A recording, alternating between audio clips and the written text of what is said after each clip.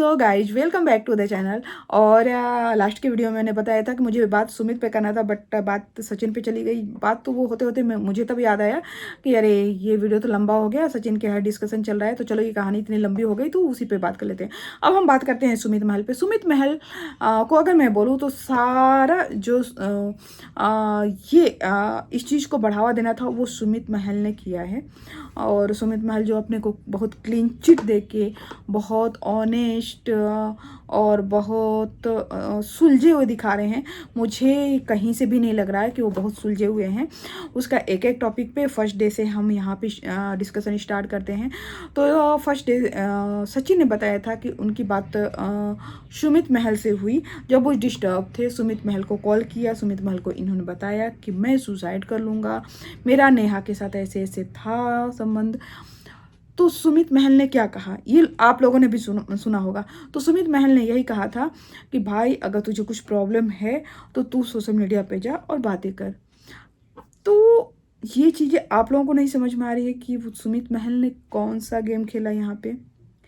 सुमित महल का इंगेजमेंट हो चुका था नेहा के साथ, तो उस टाइम पे क्या सुमित महल का ये रिएक्शन देना नॉर्मल प्रॉपर था?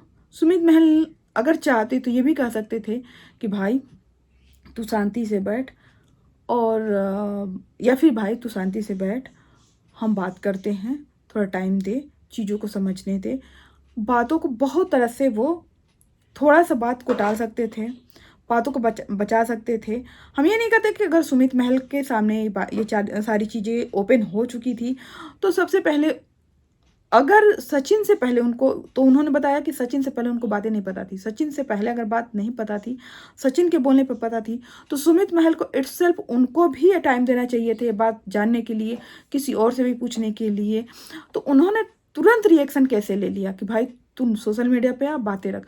क्या सुमित महल को पता नहीं था कि सोशल मीडिया पे आने के बाद ये बात कितनी आगे तक जाएगी? सचिन और नेहा के साथ क्या सुमित महल नहीं खींचे जाएंगे? या सुमित महल ने ये सोचा कि मैं ऐसी बातें कर रहा हूँ तो सचिन मेरा नाम नहीं लेगा?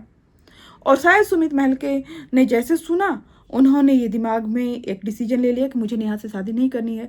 क्योंकि अगर नेहा से उनको शादी करनी होती तो शायद सुमित महल ये बात बोलते नहीं। क्योंकि अगर आप किसी को एक्सेप्ट कर रहे हो तो उसकी बदनामी तो आप करोगे नहीं। क्या आप अपने फैमिली मेम्बर की बदनामी करोगे?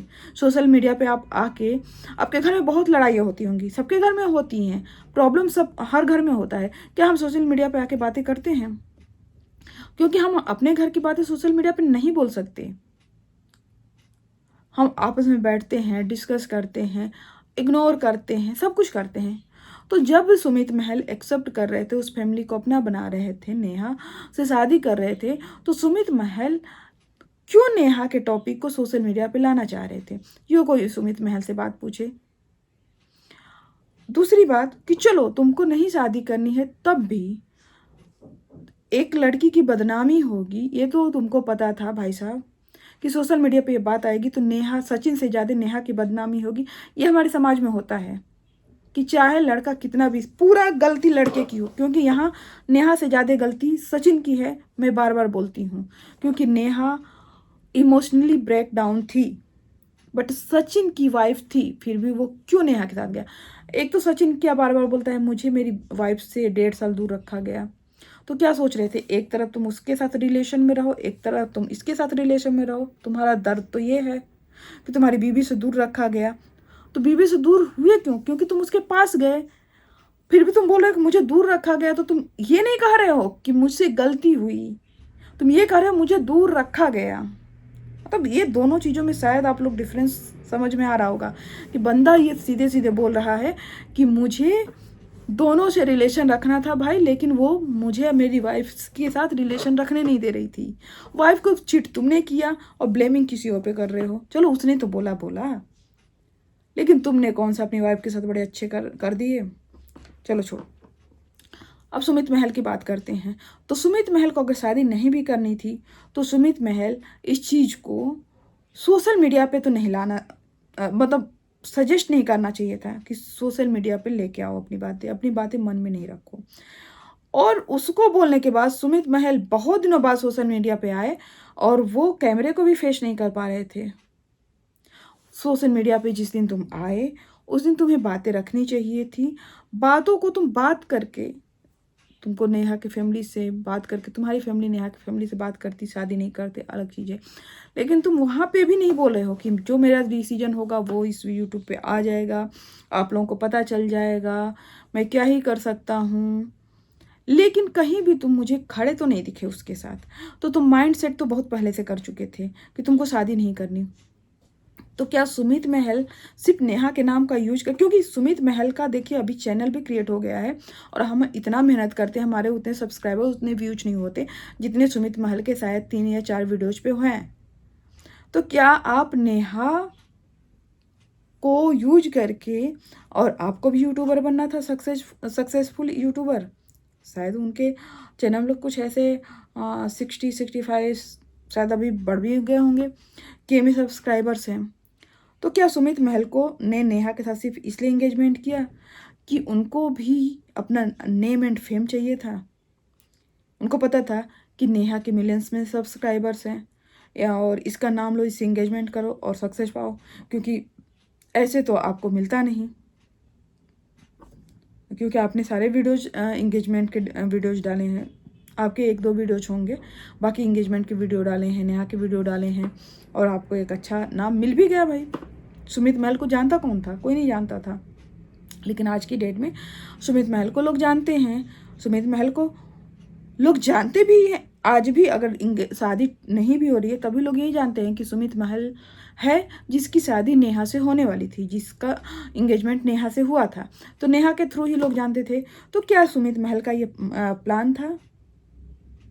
नेहा एक सीढ़ी थी ये सारे के बीच कि नेहा को यूज करो और यूट्यूब पे आओ।